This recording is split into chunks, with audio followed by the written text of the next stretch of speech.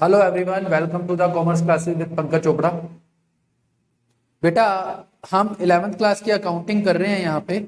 और इससे पहले हम अकाउंटिंग क्वेश्चन कंप्लीट कर चुके हैं, कैश बुक कंप्लीट कर चुके हैं और सब्सिडरी बुक्स को हम कंप्लीट कर चुके हैं।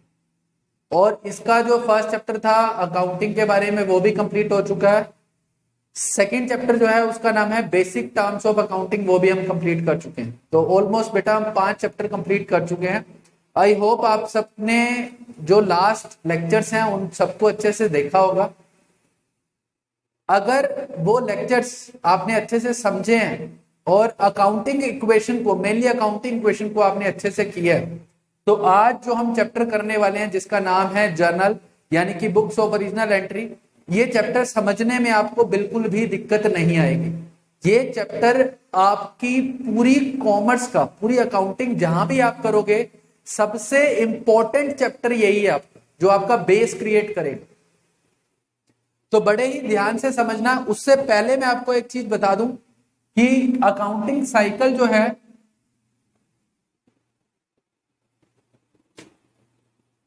वो किस तरीके से काम करती है, मैं आपको बताता हूं। सबसे पहले क्या होता है, एक सोर्स डॉक्यूमेंट को क्रिएट किया जाता है। सोर्स डॉक्यूमेंट जो कि ऑर्गेनाइजेशन के नाम पे ही होता है, जो भी फर्म है, जो बिजनेस है, उसके नाम पे ही होता है। सबसे पहले ये एज अ प्रूफ रेडी होता है, एज अ प्रूफ, सबूत के तौर पे इसको रेडी किया जाता है, क्योंकि अकाउंटिंग में जितनी भी इंफॉर्मेशन रिकॉर्ड की जाती है उसका कोई ना कोई प्रूफ होता है। तो सोर्स डॉक्यूमेंट जो है वो एज अ प्रूफ रेडी होता है। इसके बाद एंट्री होती है जर्नल के अंदर, इसके बाद का एंट्री होती है जर्नल के अंदर। इसके बाद एंट्री कहां होती है? जर्नल के अंदर। सोर्स डॉक्यूमेंट से क्या होती है, यहां पे रिकॉर्डिंग की जाती है। क्या की जाती है? Recording. Journal and subsidiary books, subsidiary books, इसके अंदर रिकॉर्डिंग होती है। रिकॉर्डिंग के बाद क्या किया जाता है? पोस्टिंग। पोस्टिंग कहां की जाती है? लेजर के अंदर। लेजर के बाद समराइजिंग का काम स्टार्ट होता है, और वह समराइजिंग कहां की जाती है? ट्रायल बैलेंस के अंदर।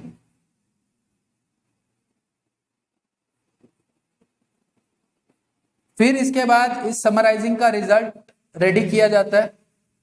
इससे रिजल्ट प्रिपेयर किए जाते हैं, जो कि कहां दिखाया जाता है? Trading and profit and loss account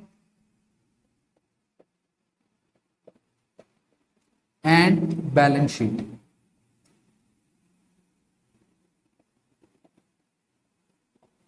ये प्रोसीजर होता है बेटा, ये अकाउंटिंग साइकिल है जो घूमती रहती है। और फर्स्ट वीडियो अगर आपने देखी हो तो मैंने आपको बताया था अकाउंटिंग क्या है। अकाउंटिंग एक आर्ट है जिसकी हेल्प से हम क्या करते हैं, जितनी भी फाइनेंशियल ट्रांजैक्शंस हैं, जितनी भी बिजनेस ट्रांजैक्शंस हैं, उन सबको सिस्टमेटिकली रिकॉर्ड करते हैं, फिर क्लासिफाई करते हैं, फिर समराइज करते हैं और उससे कुछ मीनिंगफुल रिजल्ट निकालने का ट्राई करते हैं। तो वो साइकिल यही है। सबसे पहले सोर्स डॉक्यूमेंट क्रिएट होता है। सोर्स डॉक्यूमेंट से क्या होता है? जर्नल में या सब्सिडरी बुक्स के अंदर क्या होती है? रिकॉर्डिंग। मैंने बोला था accounting is an art of recording. और उसके बाद जर्नल में रिकॉर्ड होने के बाद वो लेजर के अंदर जाती है। लेजर, यहां पे इसको किया जाता है क्लासिफिकेशन। क्या किया जाता है? क्लासिफिकेशन। और उसके बाद समराइजिंग। समराइजिंग कहां पे होती है? ट्रायल बैलेंस के अंदर। फिर उसके बाद रिजल्ट्स को इंटरप्रेट किया जाता है। रिजल्ट कहां से निकल के आते हैं? ट्रेडिंग अकाउंट में और प्रॉफिट एंड लॉस अकाउंट में और बैलेंस शीट में। यहां पे आपके रिजल्ट्स को दिखाया जाता है।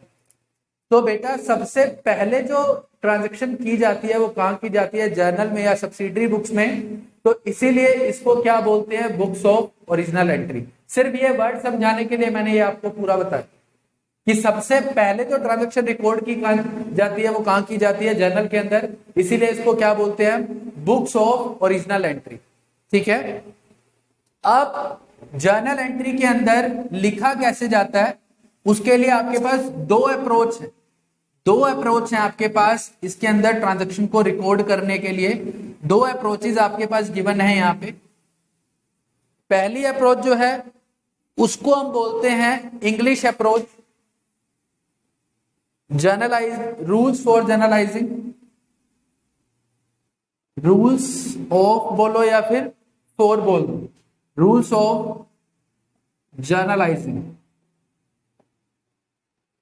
रूल्स ऑफ जर्नलाइजिंग जो है वो दो रूल्स हैं आपके पास। First one is English approach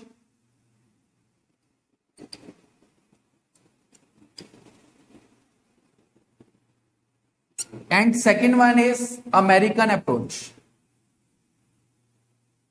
Second one is American approach.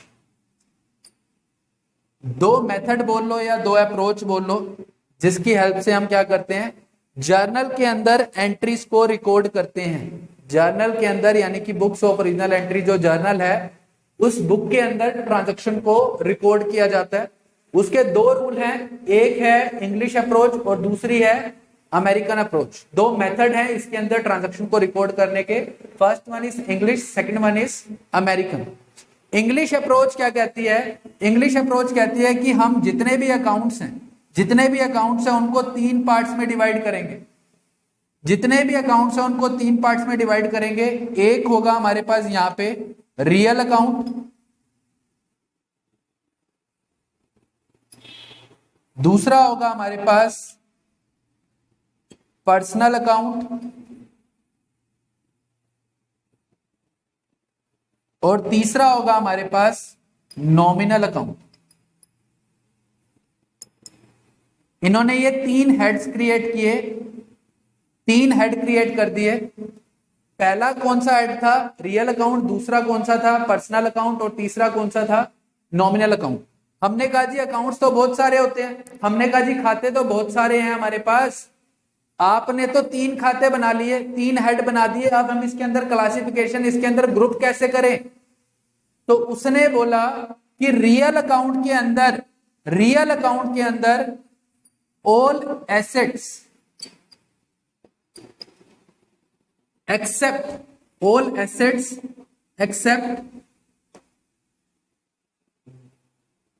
BR and prepaid expenses,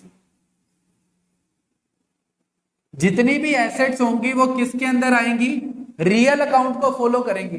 जितनी भी एसेट्स होंगी किसको छोड़ के, BR को यानी कि बिल रिसीवेबल को और प्रीपेड एक्सपेंसेस को छोड़ के, इन दोनों को छोड़ के सारी की सारी चीजें किसके अंदर आ जाएंगी, रियल अकाउंट के अंदर आ जाएंगी। चाहे आपका स्टॉक हो, चाहे आपका मशीनरी हो, चाहे आपका फर्नीचर हो, चाहे आपका प्लांट हो, सब इस रियल अकाउंट के अंदर आ जाएगा। ठीक है। पर्सनल अकाउंट में क्या आएगा जी, वो कहते हैं पर्सनल अकाउंट के अंदर नेचुरल एंड आर्टिफिशियल पर्सन आ जाएंगे, आर्टिफिशियल पर्सन आ जाएंगे। जैसे राम, श्याम, संजय, मनोहर, ये नाम होंगे ना, जिसका भी नाम होगा, चाहे वो नेचुरल पर्सन है यानी कि वो ह्यूमन बीइंग है, चाहे वो आर्टिफिशियल पर्सन है, जैसे कि कोई दुकान का नाम होता है, जैसे हमारा स्कूल जो है उसका अगर उसके नाम पे काम चल रहा है, जैसे कि शारदा सीनियर सेकेंडरी स्कूल, तो वो एक artificial person. HDFC bank, ICICI bank, ये सारे किसके अंदर आ गए, नेचुरल पर्सन के अंदर आ गए। ठीक है, सॉरी आर्टिफिशियल पर्सन के अंदर आ गए। इसके बाद तीसरे में क्या किया, कहता है जितने भी एक्सपेंस हैं, ऑल इनकम्स एंड एक्सपेंसेस, उनको ग्रुप कहां कर दो आप, नॉमिनल अकाउंट के अंदर।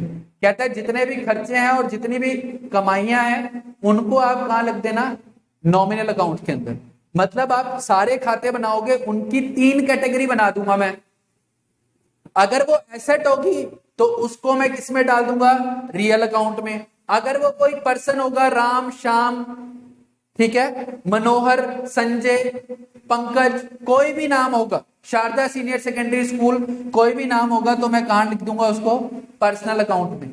अगर कोई भी खर्चा होगा जैसे कि सैलरी है, वेजेस है, इलेक्ट्रिसिटी का बिल है, कोई भी खर्चा वो मैं कहां लिख दूंगा, नॉमिनल अकाउंट के अंदर। कोई भी कमाई है, कमीशन रिसीव्ड, सेल्स, सेल मैंने आपको बताया ना बेटा, जब हम गुड सेल करते हैं उसको कहां पे डाल दिया इसने, नॉमिनल अकाउंट। क्लियर। फिर उसके बाद इसने रूल्स बनाए, इसने रूल बनाए कि कैसे हम यहां पे डेबिट और क्रेडिट करेंगे। तो इसने रूल बनाए, वो रूल मैं आपको बता देता हूं, रूल क्या क्या थे। रियल अकाउंट का रूल क्या था, सबसे पहले जो था वो रियल अकाउंट है। रियल अकाउंट का इसने रूल क्या बनाया, कहता है debit what comes in and credit what goes out. कहता है जो भी आए, जो चीज आए, अगर एसेट, रियल अकाउंट में क्या है, एसेट्स, कहता है एसेट आए तो डेबिट, एसेट जाए तो क्रेडिट। क्लियर। रियल अकाउंट में आई क्या थी, एसेट्स आई थी, तो कहता है एसेट आ जाए, एसेट फर्म के अंदर आ जाए तो उसको डेबिट कर देना, एसेट फर्म से चली जाए तो उसको क्रेडिट कर देना। ये रियल अकाउंट का रूल बना दिया इसने। Number 2 personal account. नंबर 2 पे क्या आ गया, पर्सनल अकाउंट। ये क्या कहता है, डेबिट द रिसीवर। इसका रूल क्या बनाया इसने, debit the receiver and credit the giver. अब इसको मैं समझाता हूं हिंदी में। कहता है जो आपसे रिसीव करे, जो आपसे ले, जो आपसे ले यानी कि जो आपसे रिसीव करे उसको क्या कर देना, डेबिट कर देना, और जो आपको दे उसको क्या कर देना, क्रेडिट कर देना। Debit the receiver. Who is the receiver, जो हमसे कुछ रिसीव कर रहा है वो क्या है, रिसीवर है। जो आपको कुछ दे रहा है यानी कि जो गिवर है उसको क्या कर देना है, क्रेडिट कर देना। कहता है अगर कोई बंदा, कोई पर्सन आपसे कुछ ले, आपसे कुछ ले, चाहे वो कैश ले, चाहे वो सामान ले, कुछ भी ले, तो आप उसको क्या करना, डेबिट। और जब वो आपको कुछ दे, चाहे वो कैश दे, चाहे वो सामान दे, तो उसको हम क्या कर देंगे, क्रेडिट कर देंगे। किसको, उस पर्सन को। यानी कि अगर राम ने हमारे से सामान लिया तो हम राम को डेबिट करेंगे, और अगर राम ने हमारे को सामान दिया तो हम राम को क्रेडिट करेंगे। किसको डेबिट या क्रेडिट करना है, पर्सन को, उस पर्सन। डेबिट किसको करना है, जो आपसे लेगा, जो हमारे से आके ले गया उसको डेबिट कर दो, जो आपको आगे कुछ दे गया उसको क्रेडिट कर दो। हमने कहा ठीक है, हमने कहा ठीक है। इसके बाद तीसरा जो था, तीसरा जो है वो है नॉमिनल अकाउंट। तीसरा कौन है, nominal account. Number 3 nominal account. Nominal account, इसका रूल क्या था, इसका रूल क्या था, नॉमिनल अकाउंट का रूल था डेबिट